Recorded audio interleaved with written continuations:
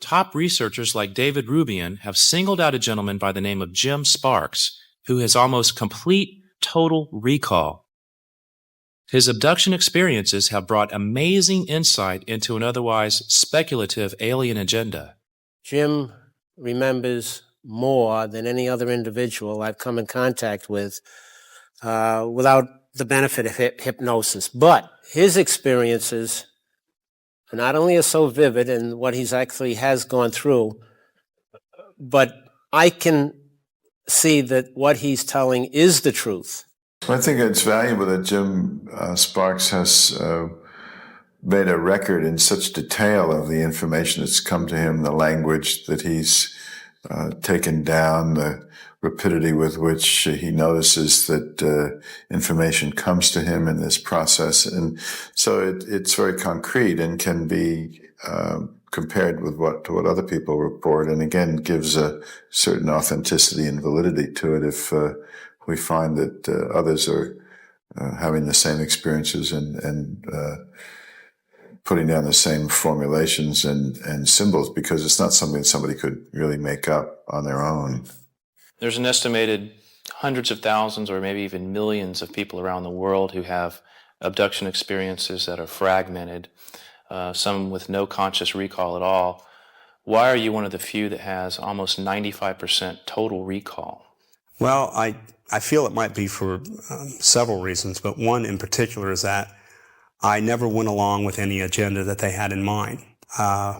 One could say that I fought them tooth and nail. You didn't cooperate with them at all? No, it's particularly in the early years. Was that harder on you in essence? Much. I think it brought out I think the will or the fight against them brought out the ability for me to retain a lot of the things that were going on. Secondly, I believe that there are humans that, for whatever reason they pick them, they want to retain the memory or the experience of the abduction. I just happen to be one of those.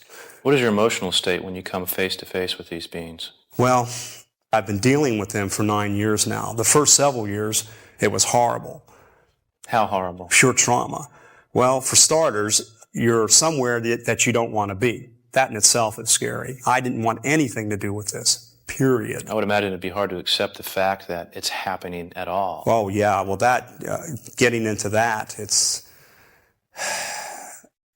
Accepting it yourself is one thing. Explaining it to others is another. Right. The aliens themselves radiate an energy or vibration that paralyzes you. Fear, yeah, sure, you're paralyzed in fear, but it also paralyzes your mind and your body. When you're abducted, how often does this occur, and what happens in the abduction process? It happened quite often. Some cases 2, maybe 4 times a month. Here in the last few years, perhaps it's twice a year, maybe 2 or 3 times a year at the most. Mm-hmm. And when you get abducted, how does that take place exactly? Well, there's 2 ways in my experience that one goes. One way I call the easy way, which the worker beings escort you from your home, or in some cases your car, to their craft. One goes the easy way when the crafts are on the ground. I think one goes what I call the hard way when they're actually in flight or hovering over your home. The hard way involves typically I'm sleeping, and then I'll be woken up, and then I'll go back to sleep, sort of like a second sleep or an unnatural second sleep. But I'll be awakened to a low-pitched, low RPM whirling sound that sounds sort of like a whipping whirling sound. I'll hear it in my head, and it'll get louder and louder and louder, tremendously loud. Then I would lose consciousness, and then the next thing, when I regained consciousness, the next thing I knew is I would be there. So you're not aware of what happens between point A and point B? Better than 99% of the time, no, you're not. Evidence suggests that through advanced technology, our current laws of physics simply do not apply. It seems extraterrestrials have the ability to create a field which, among other things, renders invisibility and even interdimensional transport, whereas time seems to be manipulated at will. Aliens have even been seen walking through walls. To me, it's like any other technology. For example, a television. It's probably the most simplest tool in the world for one to use. On, off, change the channels. However, if one were to tear it apart, if you weren't a technician to try and figure it out, it would be beyond comprehension. The same thing with their technology. They are advanced cultures. After all, they can come here. And to us, when we look at the technology, it seems extremely complicated, almost magical, as a matter of fact. To coin a phrase, their technology is so advanced, it seems like magic. But however, after seeing it time and time and time and time again, and not being traumatized by it because of familiarity, I noticed that it's a field they create somehow, and it enables all these wonders. So you've become somehow acclimated to the field. Yes, but you're always scared to death. Perhaps the trauma doesn't, or the fear doesn't last as long each time, but yeah, there's always an overwhelming fear at first, because it is completely unnatural. According to Jim, their technology also allows them to literally be 80% in one dimension and work 20% in another. In some cases, that is why they can be seen as transparent. You can see right through them because 20% of their working essence is here and 80% may be somewhere else, or whatever number they choose, for example, 50-50, 90-10, etc. Extraterrestrials, in a lot of cases, can be mistaken as spirits, demons, angels, and I think that's been going out through history. What other activities are associated with being abducted? Well, there seems to be, in almost every case that I'm aware of, poltergeist-type activities. Why is that? They literally go through dimensions in order to go from point A to point B. And what I've also learned in my experience is that there are other types of entities or things that exist in other dimensions that perhaps are spirits or ghosts. For all I know, it may even be humans. Are you saying that they follow these beings through these dimensions when these holes or portals are opened up? Yeah, I think doorways are opened up.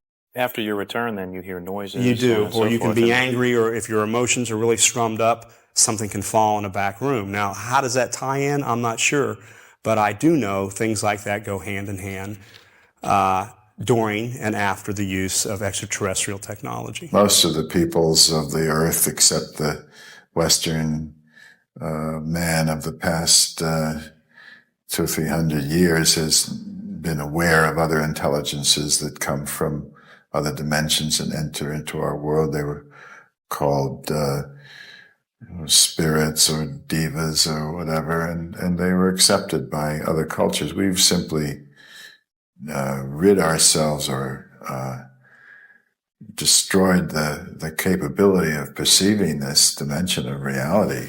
How do you communicate with them?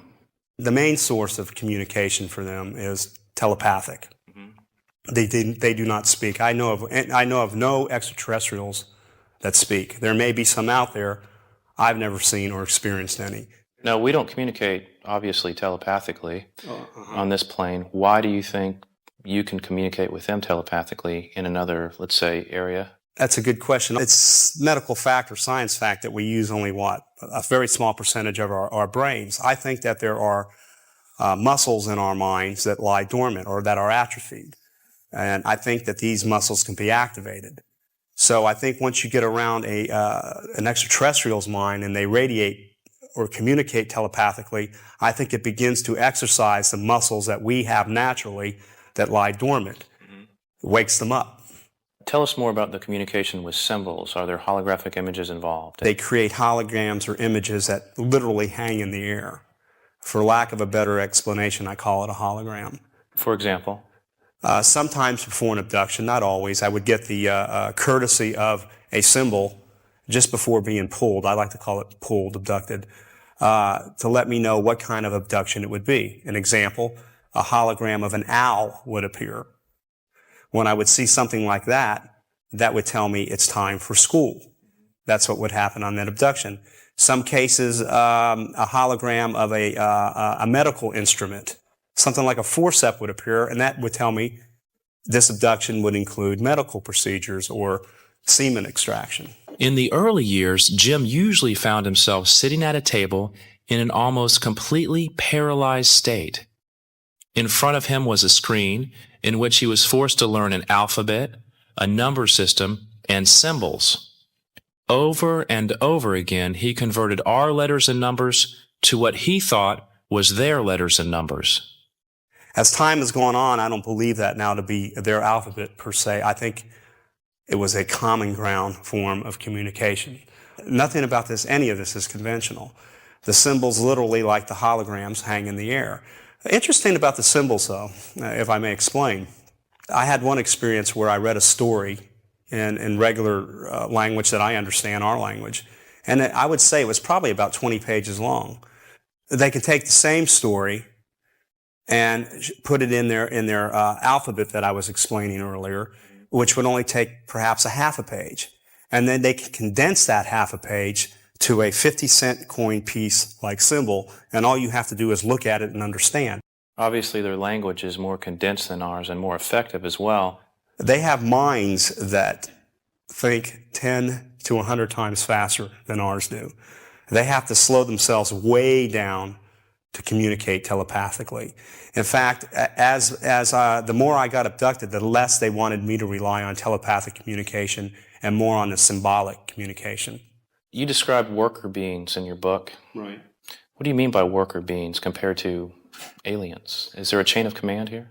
Well, I think it's probably the biggest reasons that extraterrestrials have been involved with humans hundreds, if not thousands of years.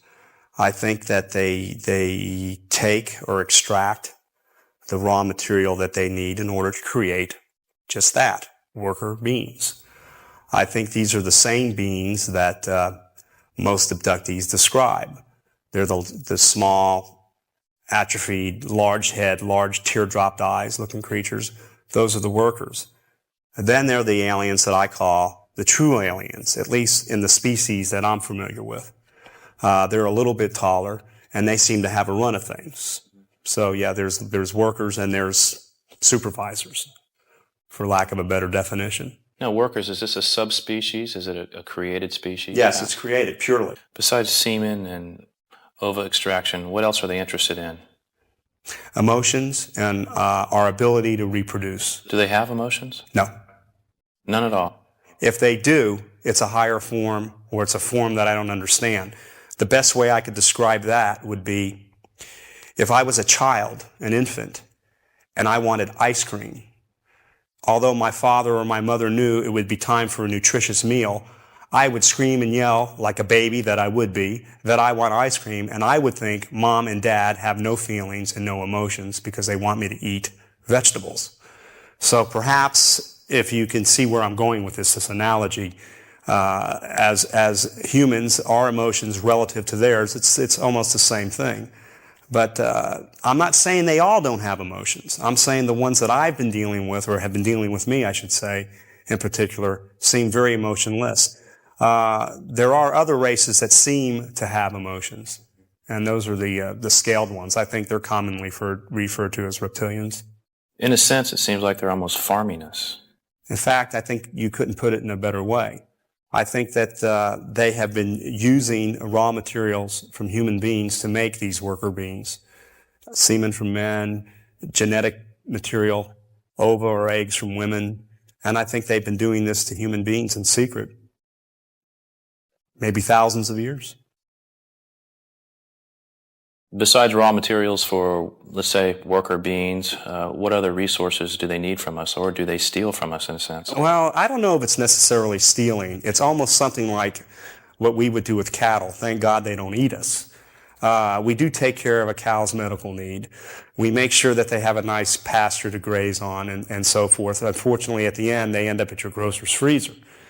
As far as humans are concerned, they've been extracting these raw materials for years and years and years. But I said one reason is they make these worker beings.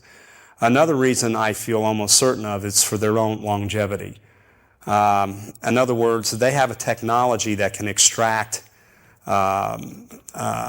tissue intact from a human, maybe 1/1000th in size. To give you an example, let's say that field I told you they created, they can actually take 1/1000th of the tissue in an elbow, and you'd wake up in the morning and feel like maybe your elbow's sore. And they can take it and they can overlay it on themselves if the genetic material matches up naturally, and it would regenerate whatever ailment they may have in the elbow. I think that they farm humans in that way. So it's more than a coincidence that we have somewhat similar body parts. I think so. And I think there's a universal rule, which is higher intelligence takes advantage of and uses lower intelligence, not unlike what we do to cattle. When you say they've been interacting with us for hundreds or even thousands of years, I mean, that's a fairly serious implication. Do you think that they've genetically manipulated our DNA? There are reports that people have heard or been told that from abduction cases. They've showed me that, for lack of a better definition or word, hologram-looking visuals that led back human history all the way back to these ape-like looking creatures. So the impression I got and what they said as they were showing it was, yeah, we manipulated these creatures to make you who you are today. Is our military involved or world powers involved with this agenda? To me, clearly, yes. Probably the most remarkable experience that I ever had was I had gotten pulled or abducted, and I found myself out in an abandoned, what I thought was a carnival yard or something. But I was out in this open area. There were about a dozen beings standing in a semicircle. Now, you got to understand, everything about this was different right from the beginning. I was not paralyzed. These beings were standing in a semicircle. They were huge. They were large. They were bigger than anything I've ever seen. And the first words, or telepathic words out of their mouths, was that we would have just given it to you, but you wouldn't have understood that way. Meaning? Immediately, I figured that to mean the knowledge of what they were up to with abductees, or at least myself.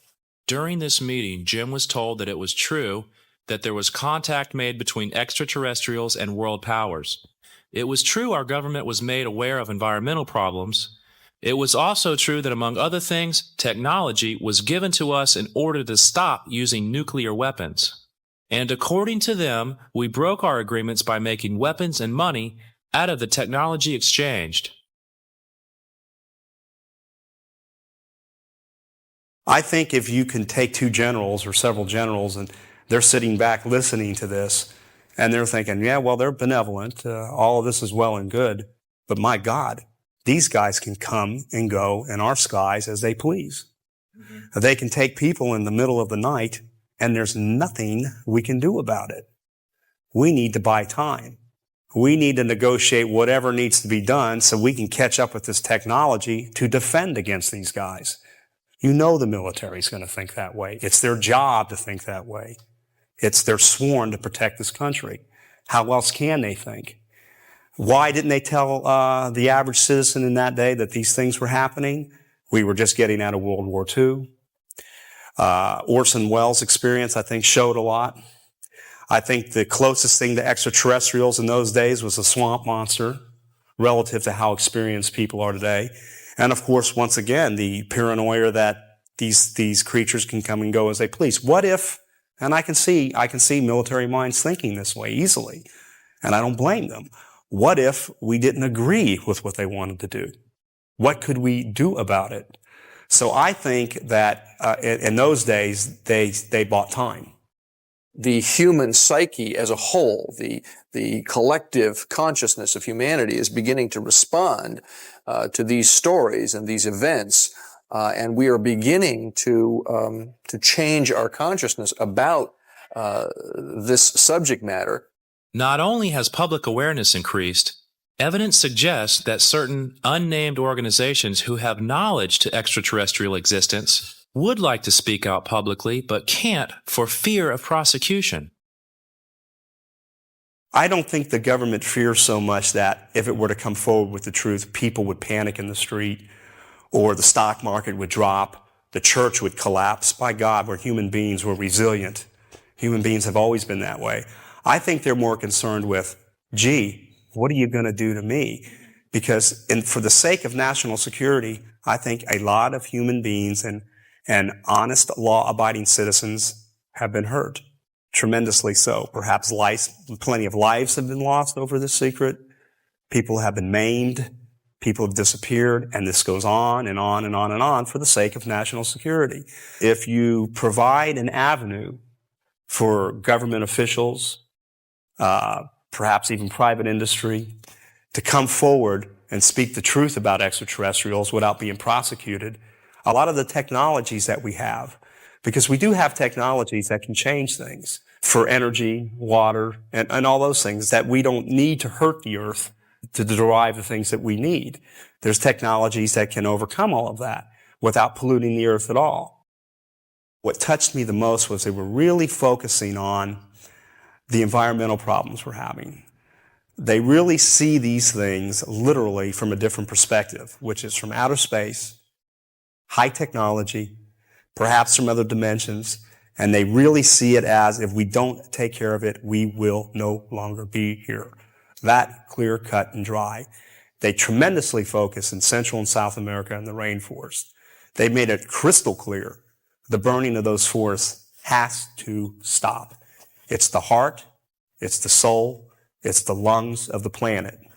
It's the internal organs of Mother Earth. Sure, you can cut the hand off. We may be disabled, but we keep going. Sure, you can lose an arm. Sure, you can lose both legs. You can be just a torso and live, which I sort of feel that's what the Earth is right now, because I think she's having a tremendous time cleansing and recycling herself. But once you get to the internal organs, nothing, as we know it, will be here anymore. And we're invading that right now as we sit here, as I speak. They made that very clear to me.